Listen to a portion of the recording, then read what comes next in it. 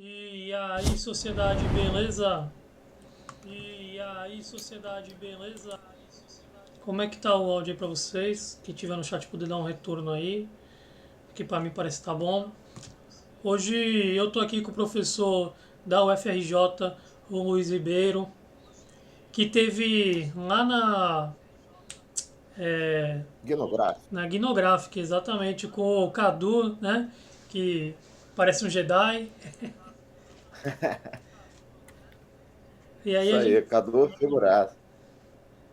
Ô, professor, se quisesse iniciar aí se apresentando para a galera da Sociedade Pinguim que não te conhece, e lembrando quem está ouvindo a gente, ou vendo depois no YouTube, o link do YouTube vai estar na descrição, então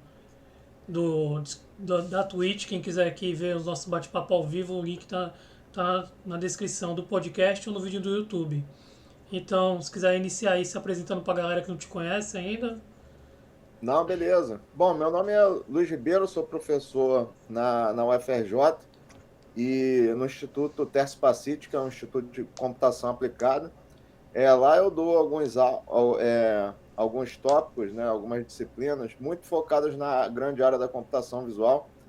A minha área de formação na ciência da computação é em computação gráfica, né? É computação gráfica. Mais recentemente eu migrei um pouco para a área de engenharia de software, mas meu coração bate forte mesmo para a área de computação visual, de modo geral, especialmente desenvolvimento de jogos, né?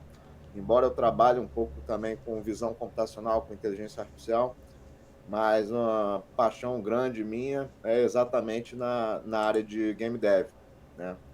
E, inclusive, trabalhei, né, no passado um pouco com game dev. Eu trabalhei de tudo um pouco, né? Desde na parte de desenvolvimento de software, desenvolvimento de games, mas não de games especificamente. Trabalhei muito com desenvolvimento de motores gráficos, né? De game engines. E conheço bastante sobre motores gráficos, né?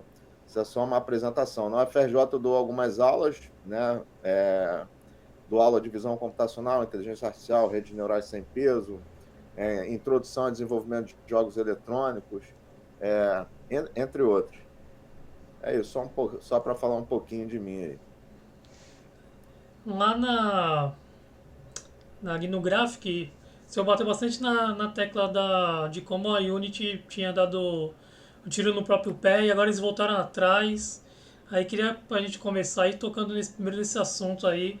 Eu tive na BGS, inclusive, na sexta-feira passada, e aí eu conversei Aham. com bastante gente lá da galera dos indies, e você vê em massa ali a produção de jogos na Unity, né? Por que dessa questão aí? É praticidade ou tem um quesito comercial?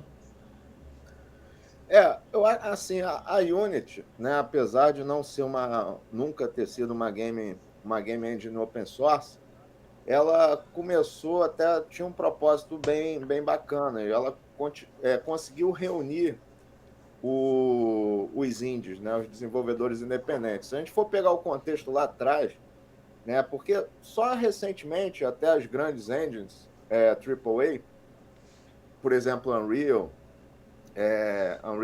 Engine, a Crytek, elas começaram a serem disponibilizadas de forma gratuita. Quer dizer, gratuita entre aspas, porque você acaba pagando um royalty, né? Mas, mas assim, a gente tem que voltar lá um pouco no passado para tentar entender por que a Unity ganhou essa tração em relação às outras engines, né?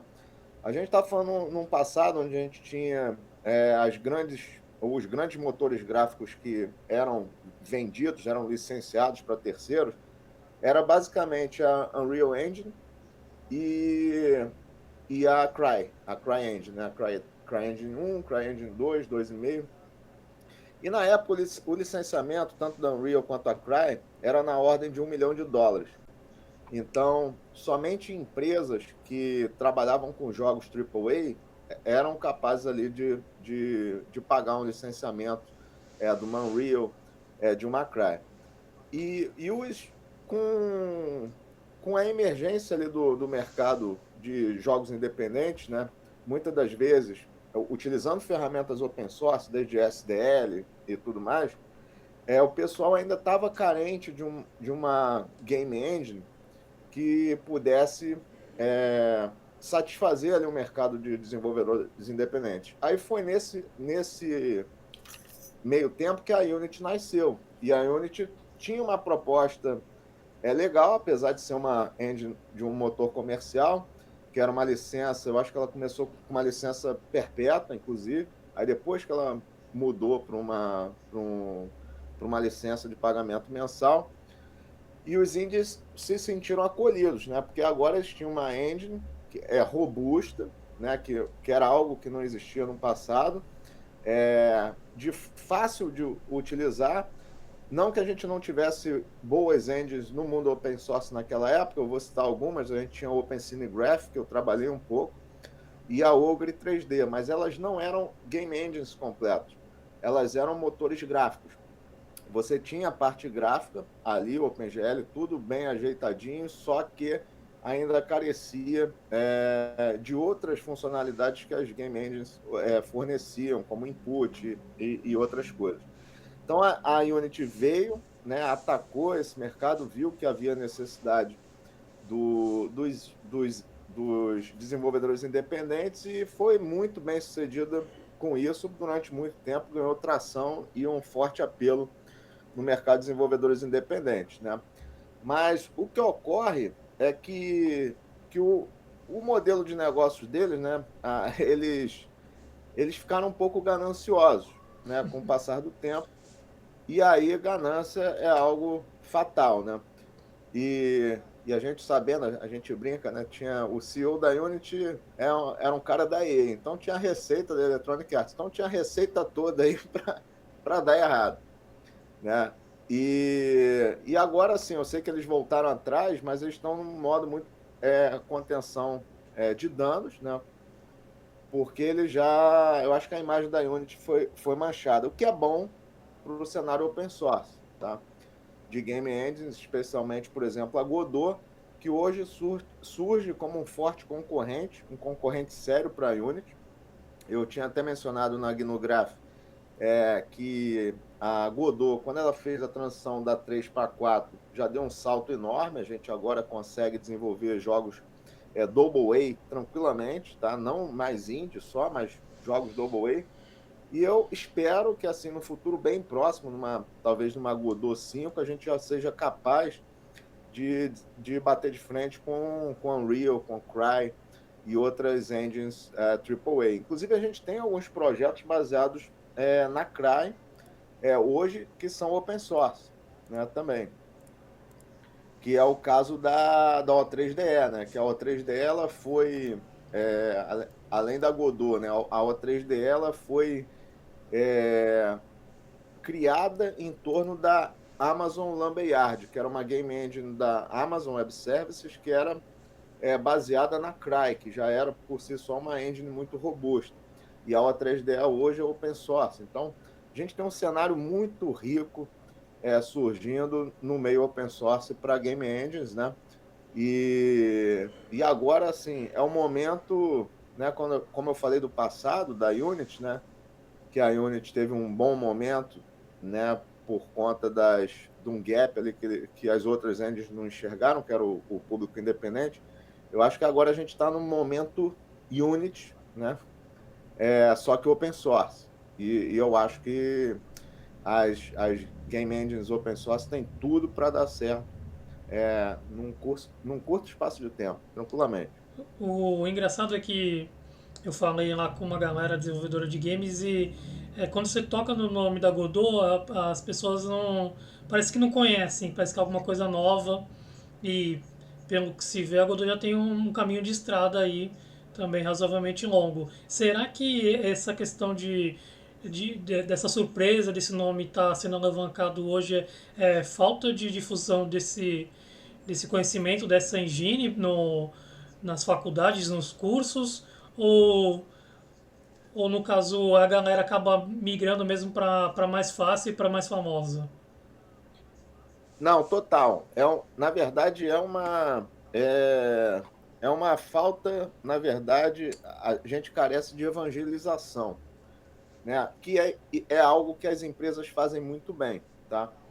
Eu vou citar um exemplo. Assim que deu problema na Unity, eu dava aula, né? A Godot, eu não era muito especializado na Godot. Agora que eu estou começando a olhar a Godot com carinho. As minhas aulas, principalmente a de introdução e desenvolvimento de jogos, eu ia para o caminho mais fácil.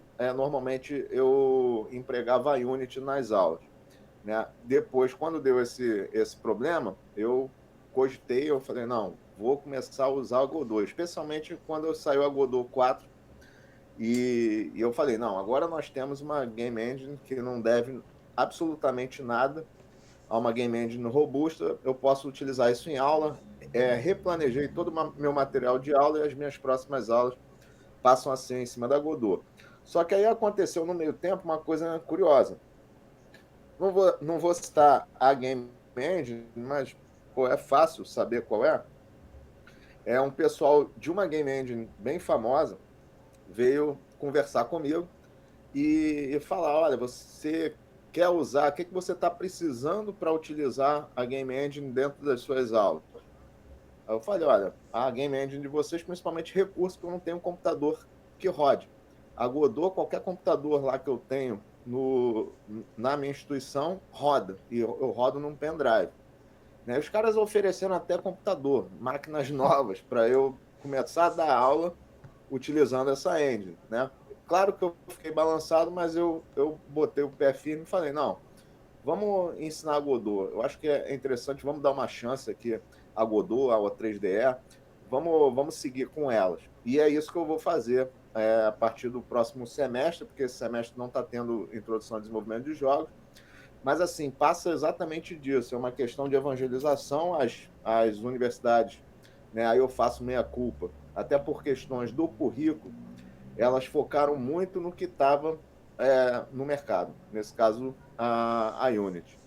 Mas eu acho que falta aí uma evangelização, que é algo que a gente não tem a força, por exemplo, de marketing, né? Isso é a comunidade open source, não tem a força de marketing que uma empresa tem, que faz muito bem.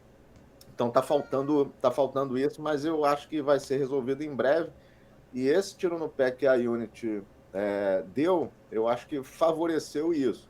Claro que também favorece outras coisas, que são as outras engines, né, comerciais chegarem e né, com base aí num erro, né, que a Unity cometeu, abre um precedente também para elas começarem a empurrar, né, e criar evangelizadores em universidades, né?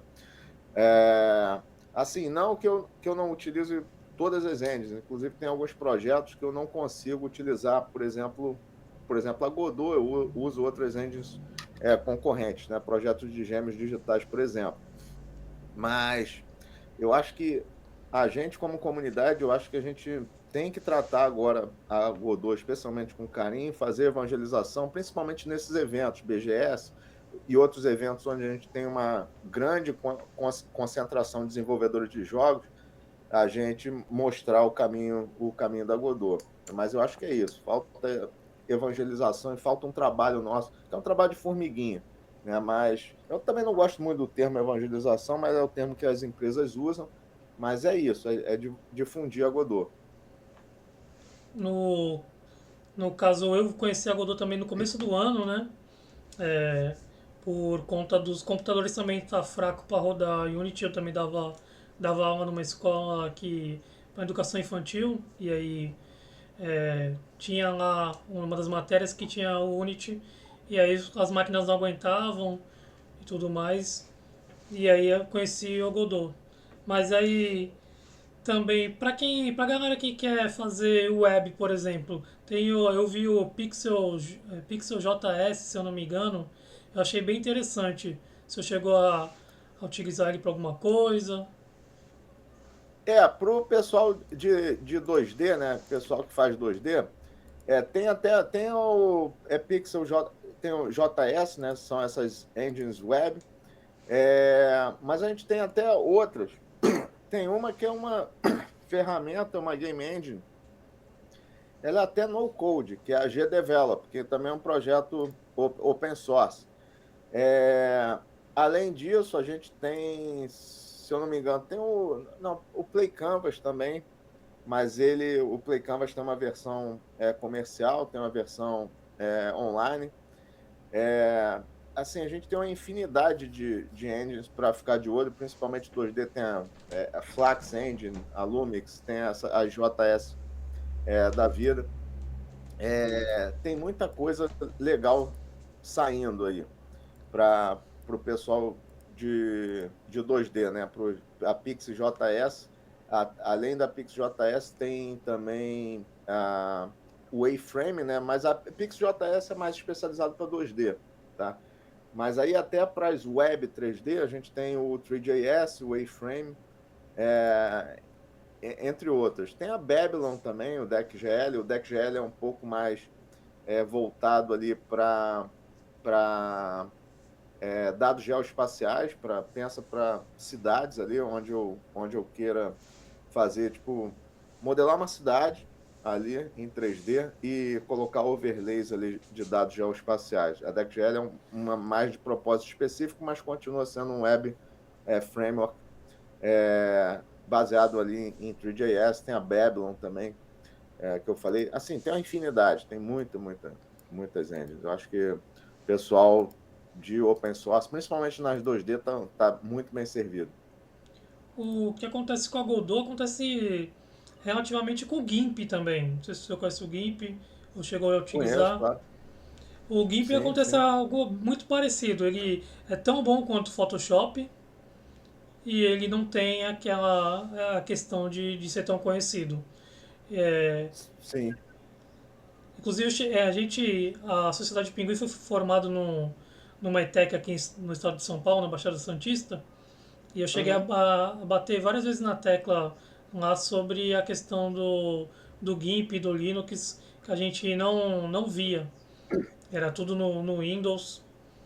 Aí na onde o senhor está dando aula, chega a dar uma olhada em Linux, em alguma coisa open source assim, fugindo um pouco das engines, ou nem tanto? Sim, sim. Na verdade, hoje, né, em outras disciplinas, ali fugindo um pouco das engines, não ferramentas especificamente, por exemplo, o GIMP, né? Voltando até para a questão do GIMP, antes de falar das outras disciplinas e outras ferramentas open source que são empregadas nessas disciplinas, o caso do GIMP, eu recentemente, até principalmente no mundo de game dev, o que tem ganhado um pouco mais de tração, até mais que o GIMP, é o Krita, por Sim. incrível que pareça, né? E o GIMP ficou meio que deixado de lado. O Krita, eu acho que talvez tenha feito um trabalho, ou a comunidade do Krita, não sei, possa ter feito um trabalho melhor que o GIMP, porque o GIMP, olha só, o GIMP está aí eu acho que vai fazer décadas, possivelmente, tá? Eu posso estar falando besteira, mas assim, o GIMP, eu conheço o GIMP há muito tempo.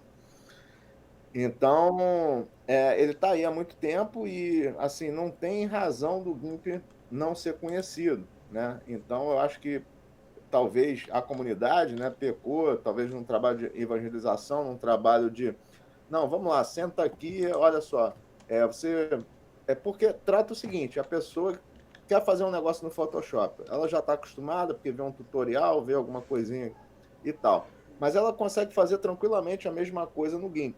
Então, também tem que ter um trabalho, né, nos vídeos de, olha, você é usuário disso aqui,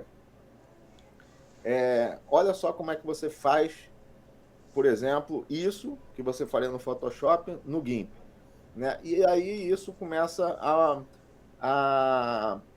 a dar um pouco mais de poder ali para as pessoas mesmo, para elas entenderem que, olha, poxa, beleza, eu não preciso gastar, desembolsar uma grana preta para um Photoshop quando eu posso fazer isso no GIMP ou no Krita. Mas eu acho que o Krita fez um trabalho melhor de evangelização porque é uma ferramenta um pouco mais nova. O GIMP é Em de relação noventa e às cinco. outras. Oi? O GIMP é O de GIMP, noventa e né? cinco. 95, eu imagino, é basicamente a época que eu comecei a usar Linux, né? Eu comecei a usar Linux mais ou menos ali em 95, 94 com Slackware.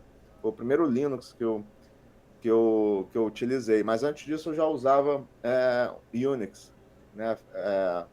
Mas aí era Silicon, né? O Silicon Unix e outros, mas eu já tinha vindo do mundo Unix, mas o Linux mesmo eu conheci mais ou menos nessa época. Ou seja, ele é muito, muito antigo. Então, assim, para as pessoas têm que conhecer, não há desculpa. Em relação a outras ferramentas que a gente tem utilizado, né? É, tem algumas, assim, tem uma infinidade de ferramentas, né? Por exemplo, eu dou em algumas outras aulas de que eu dou até fora das aulas regulares para graduação, mas aulas de extensão ou cursos, né, de infraestrutura, a gente dá cursos de serviços, de servidores Linux, FreeBSD, OpenBSD e tudo mais, e serviços de rede, né? Além disso, uma coisa que agora está começando a ficar em evidência, eu acho que além das game engines, né, saindo um pouco do mundo das game engines, mas de projetos open source que estão ganhando muita atração, são aqueles baseados aqueles de inteligência artificial, né? São os LLMs ali open source, né? Que estão aí, estão no mundo e você hoje pode e deve, né, e consegue ali treinar uma LLM, fazer um fine tuning de um Large Language Model open source e contribuir ali no estado da arte da tecnologia. Isso é muito legal. Isso é algo, a inteligência artificial especialmente, é algo que pode demonstrar o poder do open source, né? Que eu fico muito feliz que ferramentas, que no caso modelos de inteligência artificial, especialmente de Large Language Models, eles estejam ainda melhores do que comerciais, do que alguns comerciais, né? Pensa o ChatGPT da OpenAI, que também de Open não tem nada, Só o né? nome. Mas só o nome, de Open só tem o nome. E isso eu fico muito feliz. E além disso, tem uma outra coisa que eu penso que a comunidade devia se debruçar bastante e pensar com carinho, porque é isso que vai realmente empoderar a comunidade open source, são nos projetos de blockchain, né? Porque a gente, como comunidade open source, isso é algo que eu tenho falado há muito tempo, a gente está deixando especuladores, magnatas, etc., se apoderar de projetos ali de blockchain. E por isso que o negócio não deslancha, porque no fim do dia vira sempre especulação. Enquanto a gente poderia estar realmente habilitando a Web3, né, que seria uma web do jeito que ela foi concebida. Porque hoje em dia a gente tem a internet ela distribuída. Mas se você for pensar bem, a gente tem grandes hubs só. Google, Facebook, Microsoft, AWS. E não é assim, não é com esse propósito que a internet nasceu, né? Quando você tem um blockchain, cada um, né, o Lucas, o Luiz, ele tem o mesmo pedacinho da internet que todos, e não tem um hub central. A internet é verdadeiramente distribuída e verdadeiramente descentralizada. Isso é algo que eu chamo também bastante atenção. Eu dou um curso de extensão de blockchain. A partir do semestre que vem, eu vou estar dando um curso de contratos inteligentes e blockchain. E eu sempre chamo atenção para essas coisas que a gente está perdendo e oportunidades enquanto comunidade open source de cair dentro é, e mergulhar mesmo, porque a gente está deixando o bonde passar. Felizmente, não foi o caso, mas e que está ganhando uma atração monstruosa, mas tem algumas outras coisas na área que a gente podia estar fazendo muito mais. No caso da web, é, você tem algum outro engine aí que eu vi de visual móvel, né? Na verdade não é de web, de visual móvel que chegou a falar lá na GNU Graphic, eu achei bem interessante. Não vai me vir o nome agora na cabeça, Mas é uma. Ela é web, né, das É game web. engines. É, porque a gente tem uma outra categoria de game engines que, na verdade, são os makers, né? E a maioria delas tem umas que são web. Tem a RainPy, não sei se é essa, que é a de Visual Novel, é o Essa. RainPy. Essa é bem legal, já é HTML5, roda web, roda Android, roda Linux, é multiplataforma. Ela é bem bacana, uma engine de visual novel, só que ela não é uma engine. Tem gente que faz até RPG com ela, impressionante. Né? Ela foi concebida originalmente para visual novel, só que hoje já é uma engine bem mais poderosa. Tem outras também web, tem o Twine. O Twine ela não é visual novel, é muito mais para aventuras interativas, né? Histórias não lineares, adventures. A gente tem também outras, que é o Adventure Game Studio, que são para jogos de Adventure. E tem um outro maker bem interessante, esse é da comunidade, que é um maker para fazer jogos 2D, 3D, que é o Super Powers. O Super Powers é free, open source, e ele é um game maker. Ele tem, assim, a curva de aprendizado é muito, muito baixa, né? Então a gente tem coisas bem legais aqui no mundo. A gente não precisa, por exemplo, pagar por um RPG Maker. A gente pode.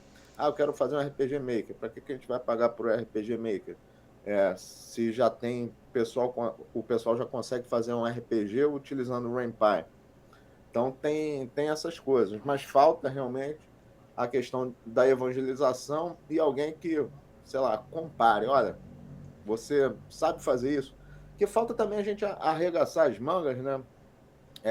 Enquanto comunidade, usar os dois, né? As duas coisas. Usa a versão comercial e usa open source, compara e fala, olha, eu consigo fazer a mesma coisa com a versão, com, com, com um produto não comercial, um produto open source, que eu faço com comercial. Né? Fazer um teste, até fazer uma provocação, faz um ensaio duplo cego. Né? Você coloca para as pessoas ali, olha, qual foi feito com tal engine, né? Inclusive a Godot é uma que dá para fazer essa brincadeira, né? Olha, a gente fez um jogo esse foi feito com a Godot, descubra com qual engine foi feito o jogo, né? Seria bem interessante. Isso porque aí você começa a conscientizar as pessoas, né? Pela surpresa. Porque tem coisas muito, muito, muito bem feitas com, com ferramentas ali open source. Né? Assim, o público em geral, né? Principalmente aí tanto o desenvolvedor de jogos, desenvolvedor de software, ele, também tem uma questão do mercado. Né? O mercado, de qualquer forma, ele dita a ferramenta que o profissional vai usar. Se uma pessoa está numa condição muito mais de freelancer, para ele é muito mais interessante utilizar ferramentas open source a vida toda, né? Porque várias questões, por custo e tudo mais. Mas a partir do momento que ele entra numa empresa, entra no mundo corporativo e a empresa fatalmente vai forçar, a não ser que seja no serviço público, o serviço público até tem você consegue utilizar mais ferramentas open source, até por questões de custo, mas se você entra numa empresa, no mundo corporativo, fatalmente você vai ser forçado a utilizar uma versão comercial. Né? E também esse é um outro fator pelo qual as pessoas tendem a utilizar bastante a Unity, porque a Unity ela é bem difundida hoje em vários estúdios, desde os estúdios pequenininhos até os gigantes estúdios mobile, que fazem trilhões de jogos mobile, até mesmo estúdios AAA. Não sei se acontece assim no mercado de jogos, acontece que nem no de designer, por exemplo.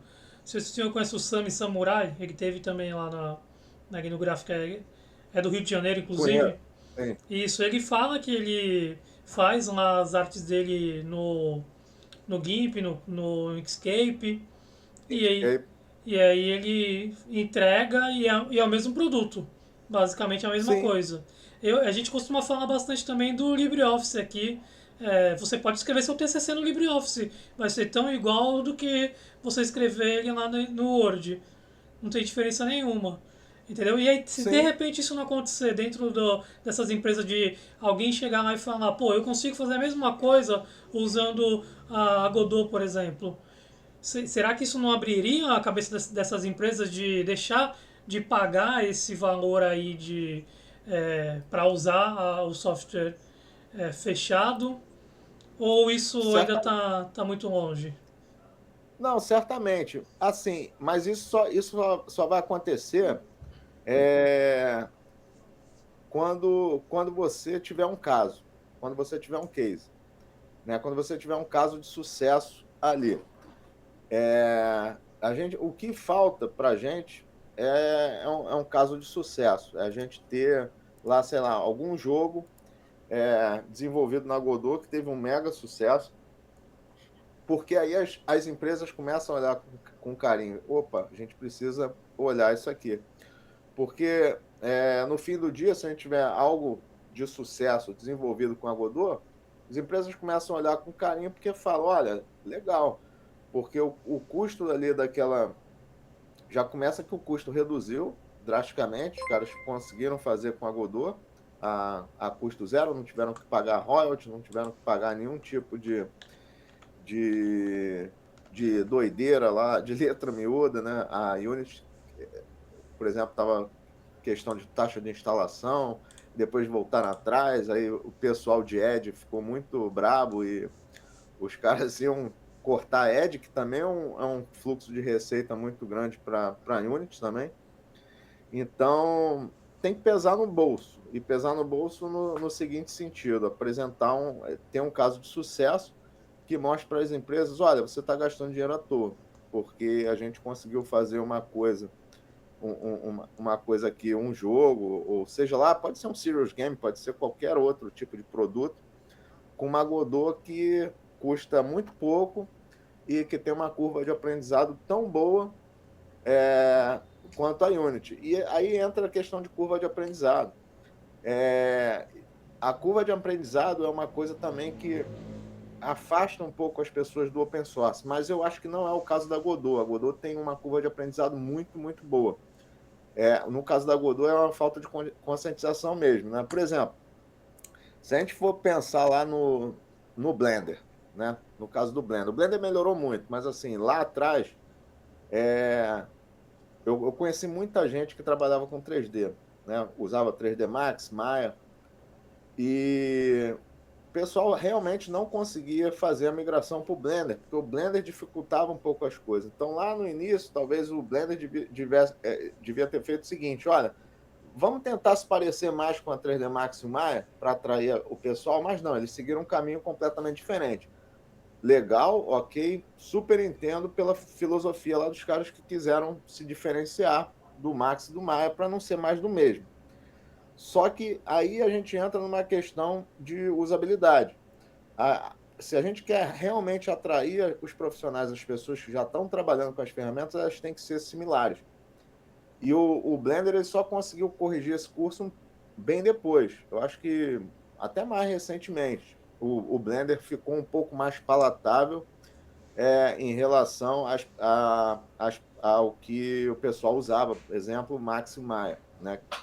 E hoje em dia o Blender faz coisas fabulosas, a gente já tem cases imensos ali com o Blender. O Blender hoje é bem maduro, né? E o Blender é um caso. Hoje em dia, por exemplo, o Blender eu nem penso mais usar 3D Max Maya. Eu tenho alguns projetos de Digital Twin, né? Gêmeos digitais, quando a gente faz a otimização de malha, é Blender direto e acabou. Não existe 3D Max Maya mais aqui, né? Mas antes, lá nos primórdios, era um pouco complicado. Então, é essa questão de também facilitar para quem quer fazer a transição. Né? Não basta ali, porque é só a gente olhar o comportamento das empresas. Quando uma empresa, às vezes, imita um produto, ela, às vezes, imita até a funcionalidade, infuncionalidade, exatamente para você tirar essa fronteira, né, do estranhamento. E aí tem aquela frase, né, que a imitação é a melhor forma de elogio. Porque quando você imita alguma coisa, significa que está fazendo bem, né? E você acaba atraindo pessoas para o mundo. Eu não digo que as ferramentas open source têm que imitar todas as comerciais. Não estou falando isso. Elas podem ter o jeito delas, mas elas têm que proporcionar ali uma curva de transição tranquila. E muitas ferramentas open source elas aprenderam com o passar do tempo. O Blender é uma delas. Mas a Godot não. A Godot eu acho que já nasce pronta. Eu sei que ela tem um outro jeitão, mas é um jeitão melhor, que é mais fácil que a curva de aprendizado de uma Unity, de uma Unreal ou qualquer outra engine. Você aprende a Godot muito rápido desde que você olhe como ela funciona. E é bem legal. Essa questão comercial acontece também muito com o Linux, né? Você vê várias empresas aí preferindo piratear o Windows e aí correndo o risco de ser processado. Teve aí no Rio de Janeiro o caso de uma universidade que perdeu, o prédio foi leiloado, né? E você vê várias empresas com Windows pirata, simplesmente porque às vezes tem preconceito e não quer mudar, ou acha que o funcionário não vai se adaptar, por vários motivos. Isso acontece também nesse mundo de games aí. É, acontece bastante da questão. No mundo de games, né? Acontece até com outras ferramentas, né? É, como eu falei, o Max, o Maya, porque, por exemplo, uma empresa de desenvolvimento de jogos, que a gente está falando de Game Engine, mas uma empresa de desenvolvimento de jogos, ela vai potencialmente ter inúmeras ferramentas, né? Ela vai ter que ter, se ela for para o mundo, imagina o custo, né? Se ela for para o mundo comercial, imagina, ela vai ter que ter a suite Photoshop, a suite Adobe, Adobe. ela vai ter que ter Autodesk, suite Autodesk, para ter o Maya ou o Max, talvez o Motion Builder, não sei se existe mais. Tem outras middlewares, mais a Game Engine, e o custo vai empilhando, né? Para um estúdio de jogo, inclusive, eu acho que open source deveria fazer mais sentido, porque é uma quantidade absurda de ferramentas que você não tem em outros tipos de software house, inclusive. Por exemplo, uma software house, né, normal, você está desenvolve sistemas, sei lá. Você no máximo vai ter uma IDE, não vou falar qual, assim, uma específica, mas você vai ter, mesmo comercial, vai ter o quê? IDE, você vai ter umas ferramentas de profiling, vai ter talvez um repositório, talvez um SVN gerenciado, você vai ter ali poucas ferramentas. Jogos, você vai ter tudo isso e mais engine, mais ferramentas criativas, mais banco de áudio, mais não sei o quê, blá, blá. Ou seja, se você pagar por tudo isso, só de ferramenta já vai dar tranquilamente, já vai dar tranquilamente 25%, se duvidar até 50% do teu jogo, se for pequenininho. Mas, ou seja, dá um overhead muito alto em relação ao custo do desenvolvimento do teu jogo. Então, para os estúdios de jogos, eu acho que faz muito mais sentido para migrarem para o open source sempre quando possível. Mas isso ainda, infelizmente, também acontece, a questão da resistência em open source, por parte também de estúdios de jogos, não só empresas que utilizam o Windows pirata, né, ao invés do Linux e tudo mais, né? O Linux, na verdade, também tem a resistência, né? Mas eu acho que também vem mudando. Eu acho que muitas empresas já até têm adotado o Linux como sistema operacional, né? Se não for no desktop, no servidor, com certeza. O servidor, eu acho que já a adoção já é É. massiva, né? Mas tanto Linux, BSD e tudo mais, mas no lado do desktop realmente ainda falta alguma atração. A gente às vezes deve se perguntar, bom, o que está acontecendo para o pessoal não estar utilizando muito desktop? É a carinha e tal? Porque eu acho que não, porque assim, também o cara às vezes não usa Windows, mas está usando Mac OS. Pô, o que a Apple está fazendo de legal? O que a gente está fazendo de errado? Será que a gente tem que matar o X-Server, o X11, subir uma outra coisa do zero? Isso a comunidade tem que se debruçar. né, para ver soluções, fazer uma pesquisa. Eu acho que falta também a gente fazer essa pesquisa, pô, o que está pegando? Né? Aí é o papel do pesquisador, né? O papel do pesquisador de olhar e falar, poxa, por que não está havendo essa adoção? Inclusive, existe na literatura frameworks ali de adoção, né? A literatura tem, na verdade, modelos de adoção, o TAM, o TAUT, que envolvem isso. Por que aquele cara não está utilizando? Como é que eu posso melhorar? Né? Desktop realmente ainda tem. Servidor, eu acho que é uma unanimidade. Eu sou, pelo menos lá na UFRJ, eu acho que grande parte são servidores Linux, FreeBSD. A gente tem alguns Solaris, algumas outras coisas, mas, no geral, a grande maioria são servidores Linux. Desktop, até mesmo na universidade, a gente ainda tem um problema também de adoção. A gente tem muito heterogêneo. A gente tem Windows, tem Linux, tem macOS, mas eu diria que a gente tem que olhar com carinho para essas questões. O, chegou a dar uma olhada no Big Linux, distribuição Qual? brasileira, do Big, do Não, Bruno. o Big eu não olhei. Isso. Dá uma olhadinha nele e tá. Falando do Mac aí, eu lembrei aqui que eu tô com a minha barra aqui. Tá, a versão dele lembra bastante o Big O aí, macOS. o Mac. E tem a opção de você ajustar e deixar parecido com o Windows também. Então ele tenta Então, agradar bastante os dois mundos. são essas coisas. Excelente. Ainda não conhecia o Big Linux, mas são iniciativas como essa que podem realmente dar um salto. Porque a gente tem que acabar. No fim do dia é o seguinte: a gente, enquanto comunidade open source, a gente tem que agradar gregos e troianos. Tem que agradar os dois mundos. Né? E a gente não pode parecer como um grupinho, um clubinho fechado. Né?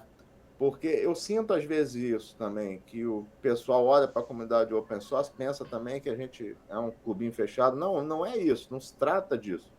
Pelo contrário, a gente quer abraçar, mas também tem essas questões, a gente não sabe como dar esse abraço. Então, uma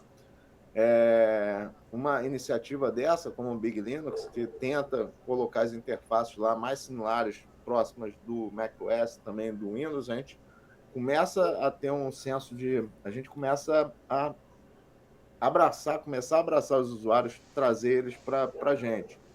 E isso é legal. São dessas iniciativas que a gente precisa mais.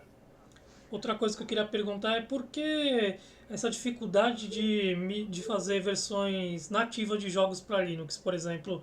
A gente vê, quando a Steam foi lançada lá, teve várias empresas, inclusive a do Life is Strange, um dos jogos que eu amo aí, os jogos da minha vida, que trouxe versão O do. Life Strange é sensacional. Sim, então, muito bom. Aí trouxe versões dos seus jogos para Linux e agora com o surgimento do Proton parece que isso acabou. E é tão difícil aí na criação de games você fazer essa exportação para os dois sistemas aí, ou falta mais o querer das empresas de achar que não tem mercado? Não, então, nessa questão, isso até não. Quem é afetado com essa questão nem só é o Linux, até o macOS também. Também. Né?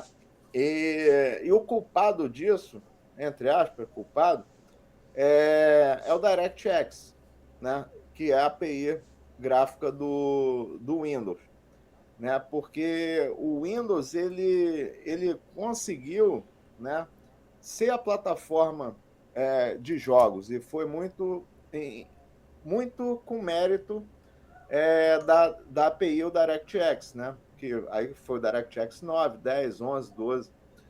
E, e as empresas, elas ficaram presas muito, até para nível de otimização próximo do metal, com o DirectX, né? Porque o DirectX ele era fácil também de utilizar e era uma API que você provia outros elementos, não só a questão gráfica, mas de input, etc. Né? Porque vamos trazer para o mundo Linux ou macOS, nesse caso, mas mundo Linux. No Linux a gente tinha o OpenGL, né? Era a API. No Windows a gente desenvolvia em DirectX, aqui no Linux a gente desenvolvia o OpenGL. Só que o OpenGL é só uma API gráfica. Para a gente colocar outros componentes, input, etc., a gente tinha que colocar outras coisas, usar outras APIs, enquanto a DirectX ele cobria tudo. Isso foi bom para a Microsoft, porque a Microsoft, por muito tempo, ganhou a dominância no mercado de games, e poucos jogos conseguiam ser portados ali para outros sistemas, principalmente sistemas baseados em Unix, né? Ou Unix-like, Unix-based. Mas essa coisa começa a mudar, eu vejo que isso começa a mudar um pouco mais recentemente, né, com outras APIs.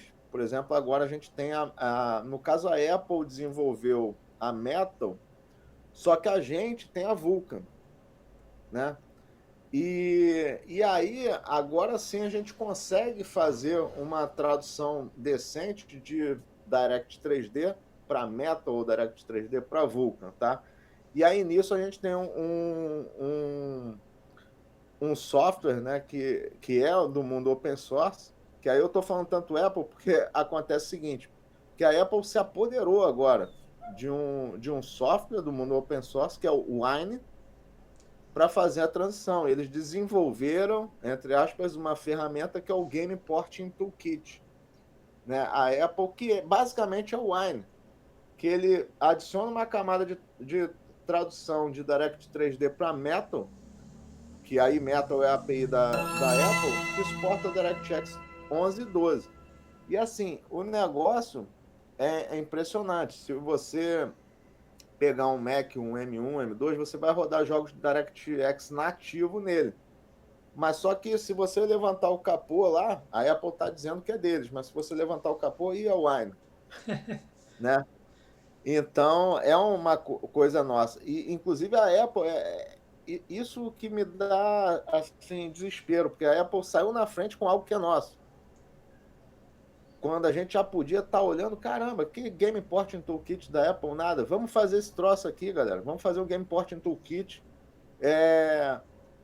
para Linux, porque aí a gente consegue trazer tudo, trazer todos os jogos DirectX 11, 12 pro Linux, né? E aí problema resolvido. E aí os desenvolvedores, tendo ferramentas ali robustas agora de fazer realmente um port decente de DirectX para outra coisa, para Vulkan, que seja,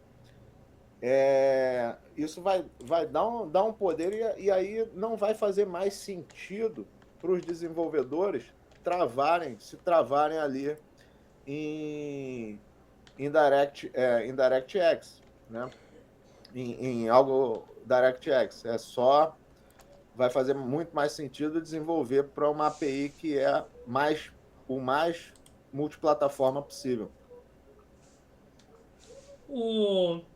Pra gente finalizar, que a gente já vai estourar aqui, vai passar de 1 hora. Se eu pudesse falar um pouquinho dos jogos que o senhor gosta de jogar também, porque nem só de dar aula e ensinar programação vive o ser humano. Não, exatamente. Não, ultimamente, assim, eu tenho jogado pouco, né? Eu tenho jogado muito pouco, mas os tipos de jogo, assim, o meu preferido, né?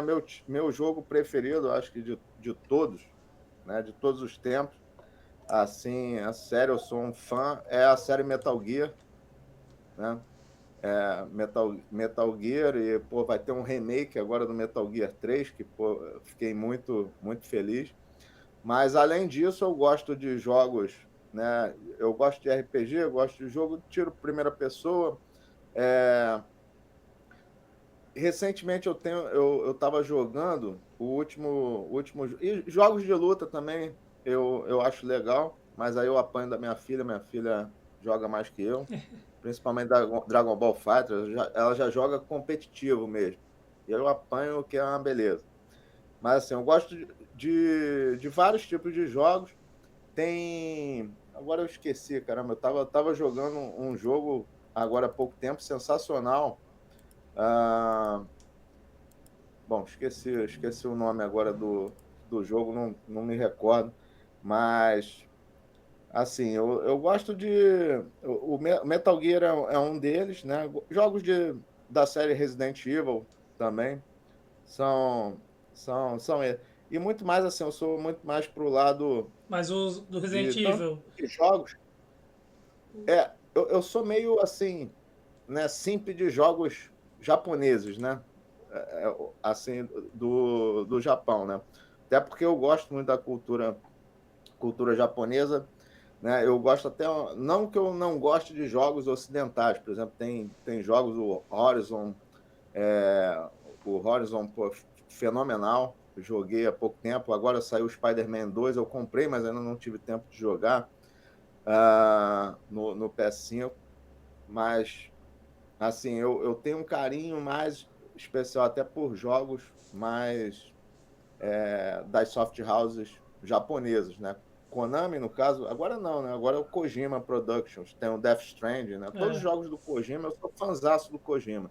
Não só o Metal Gear, mas qualquer coisa que ele lançar, eu vou estar jogando. o Resident Evil, os remake agora ou os clássicos lá? Olha, o remake, eu gostei muito do remake do 4, especialmente. E os dois últimos que eu joguei foi o 7 e o 8, né? Ah, O Village. Que eu também achei sensacional, apesar, assim, não parecia muito Resident Evil no sentido clássico, mas eu acho que deram uma outra roupagem que funcionou muito bem. Né? Uma outra história, uma outra roupagem, mas funcionou muito bem. Mas o Resident Evil, o meu favorito Resident Evil é o 4 e o remake eu acho que ficou sensacional. eu sou mais do time do 3 e do 2. Acho que o 3 e o Do 2 3 e do 2, né? são. Nossa, me dá muita nostalgia jogar. Eu tive um PS1, aquele pequenininho, Sim. e era tudo em inglês, aí Não, dicionário para ficar lendo, para ficar traduzindo é, lá. Eu vou agradecer então aqui a galera que seguiu, aqui o Juninho, a Cintia aí pelos subs. Valeu que é a nossa sócia aqui, era para estar aqui com a gente, mas não pôde. Agradecer aqui a presença do professor Luiz Ribeiro lá, que teve na Gnograf, lá da UFRJ. Já deixar aqui o convite para o nosso grupo do Discord. É, numa outra oportunidade a gente tenta trazer o senhor de novo aí para bater um outro papo, trazer mais uma outra galera aí dessa parte de game aí para trocar uma ideia. beleza. Conta comigo, Lu.